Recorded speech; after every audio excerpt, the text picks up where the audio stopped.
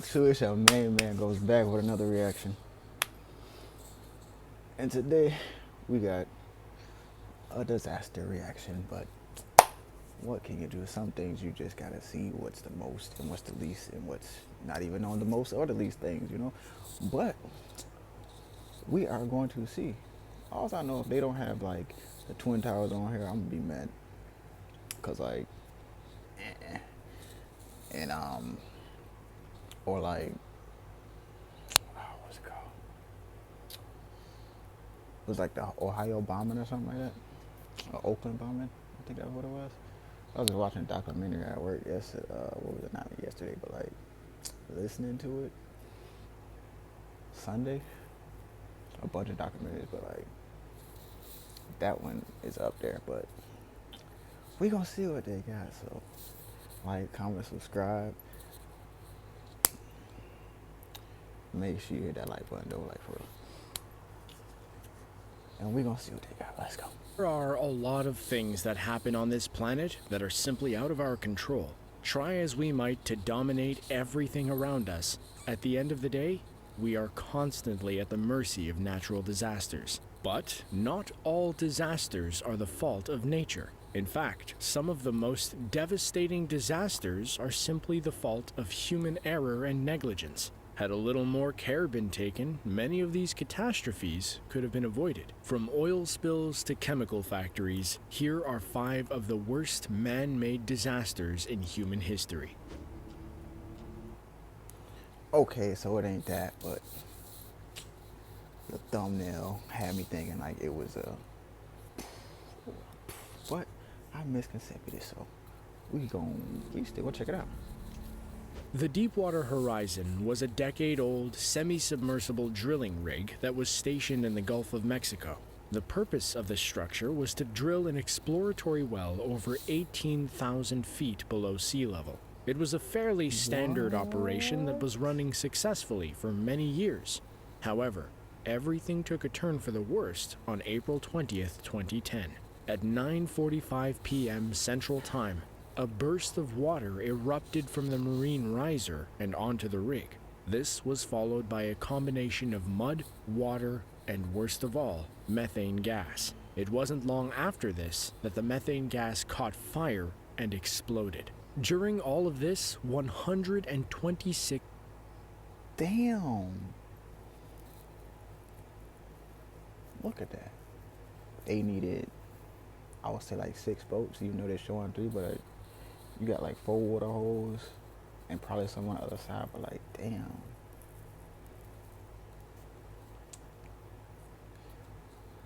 Crew members were on board. That the methane gas caught fire and exploded. During all of this, 126 crew members were on board. They immediately knew something was wrong because they could feel 2 strong vibrations and the electric lights on board began to flicker. The crew members had less than 5 minutes to evacuate the structure. Them instincts sure enough kicked in, bro.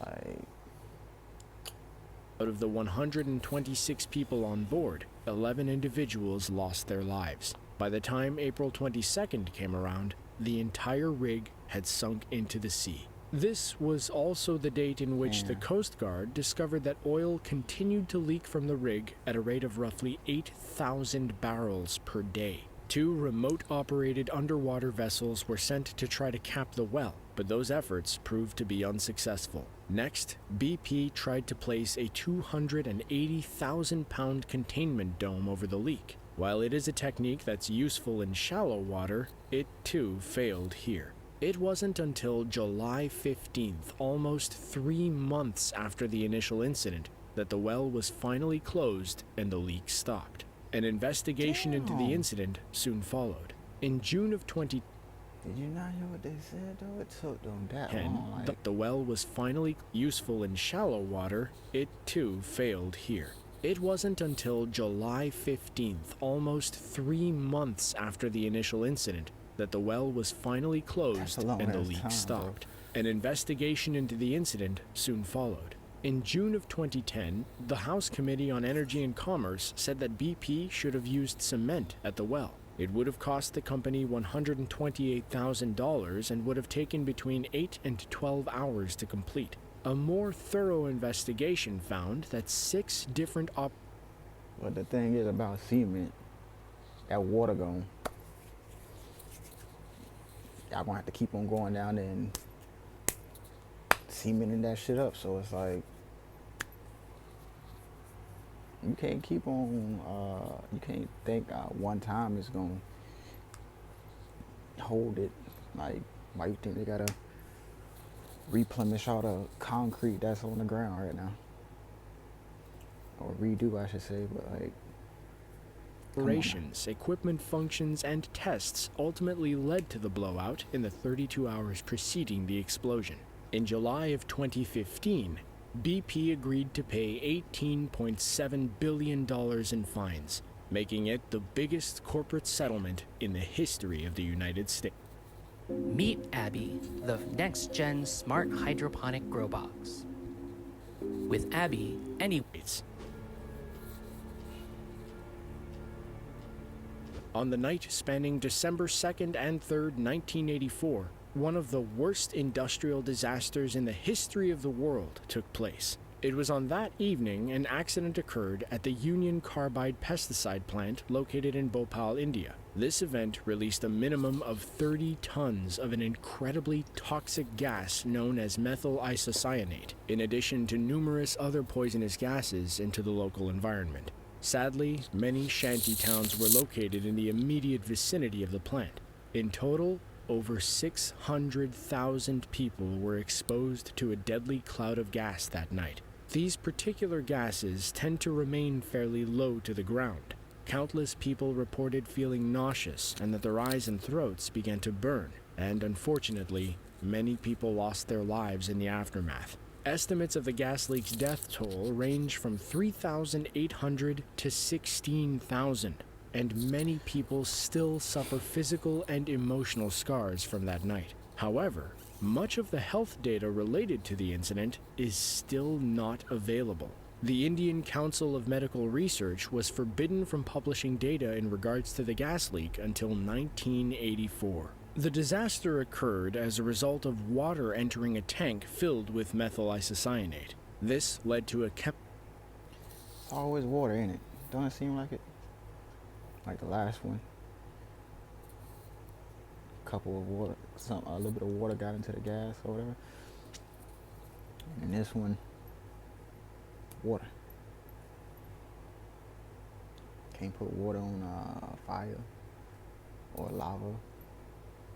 Explode. Shit like chemical that. reaction causing the temperature inside the tank to reach over 392 degrees Fahrenheit. There are 2 main arguments as to why this happened. The first is that the Union Carbide India Limited chemical plant was already in very poor condition, was under-maintained. And it's the gas fires that I'm talking about, like gasoline and all that. Can't really put water on that type of fire. You only can put it on, like, I would say, like, well, period. Now that I think about it, can't put it on there directly. And had broken dozens of safety regulations prior to this incident. The other side of the argument is that it is not physically possible for water to have entered the tank on its own, and that human effort had to have played a role. Criminal and civil cases were filed in the United States against UCC and Warren Anderson, who was the CEO of the company at the time of the disaster. However, these cases were repeatedly redirected and dismissed to Indian courts several times from 1986 to 2012. As of 2018, efforts to clean up the area remain stagnant.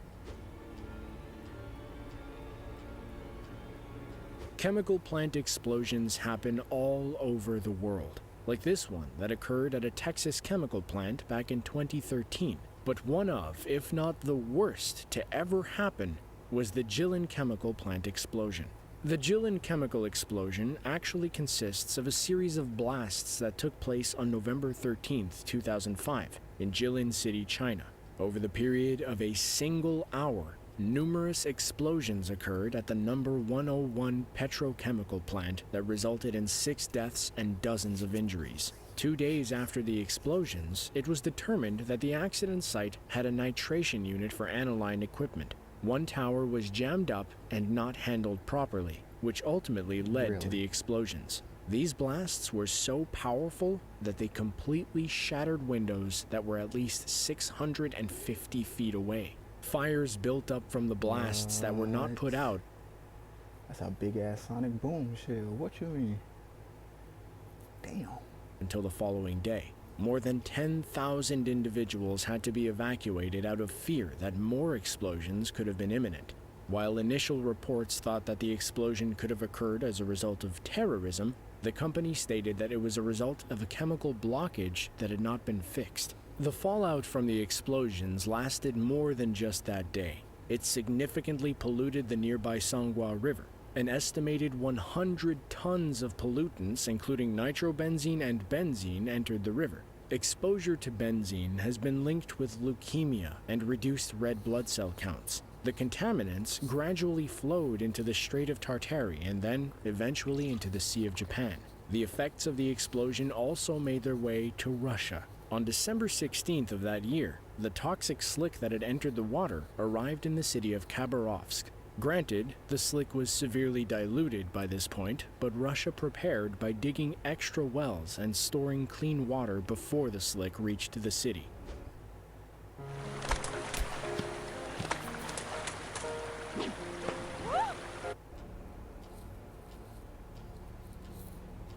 The Great Smog of 1950.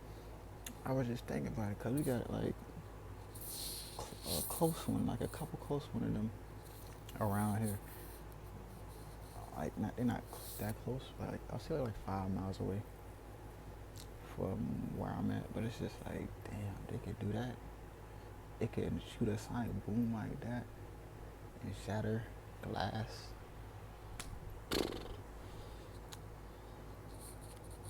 I don't think that kind of explosion could do that. That's like I've seen some other explosions, shit like that. Do some stuff like that, that firework explosion that happened a couple years back. That shit.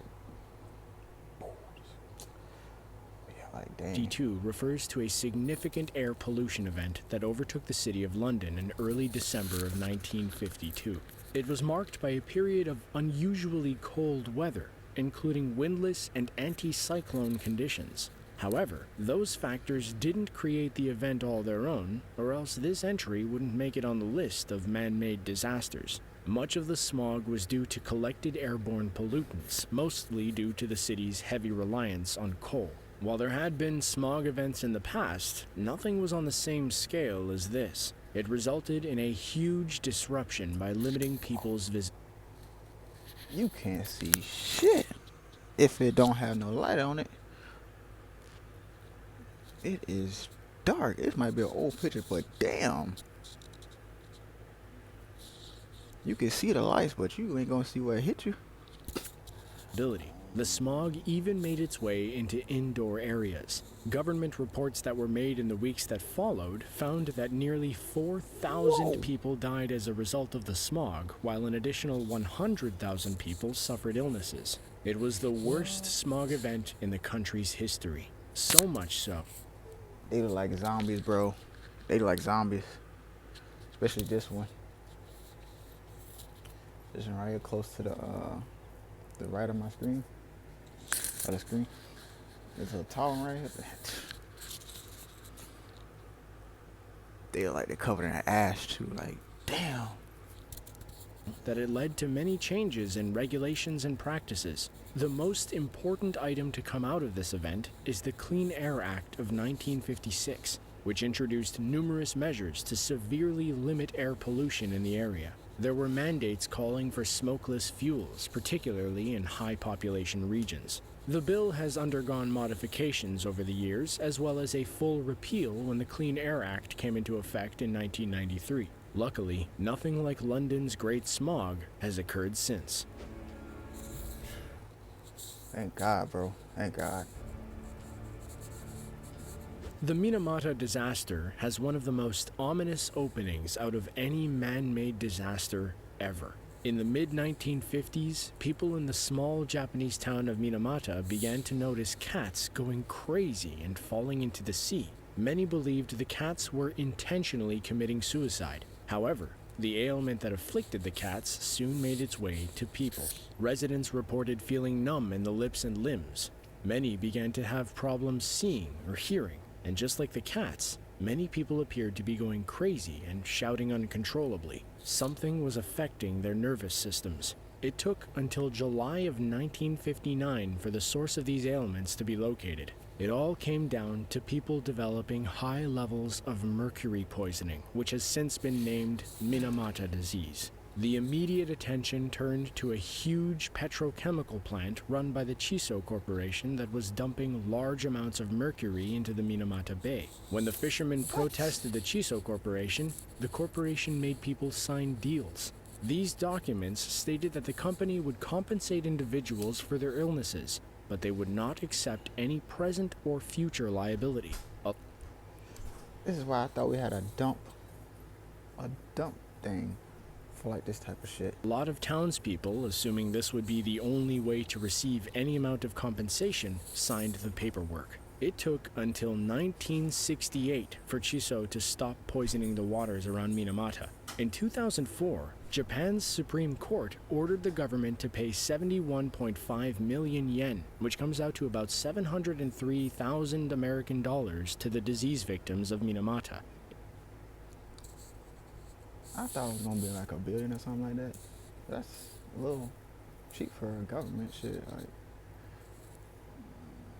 it should have been $1 billion, shoot, because it was mercury. It wasn't nothing else. Like, In 2010, Chiso was ordered to pay an additional 2.1 million yen in monthly medical allowances for those still suffering. All those decades later, and that small town still feels the impact of one company's negligence. If you enjoyed this video, then be sure to...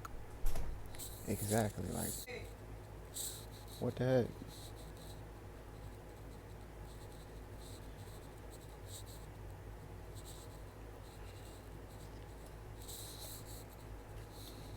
Like, what the heck?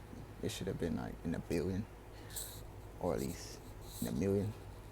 Because if they still feeling the effects to this day, like, why? Why? They have to pay that much. It's like that much. A freaking rich dude from over here can pay that shit, and they gotta get medication and all that. So, like, why? You give me your opinion on this video, cause like, it kind of blew my mind, but it's just like, what? Y'all like, comment, subscribe. I'll see you in the next video. Peace.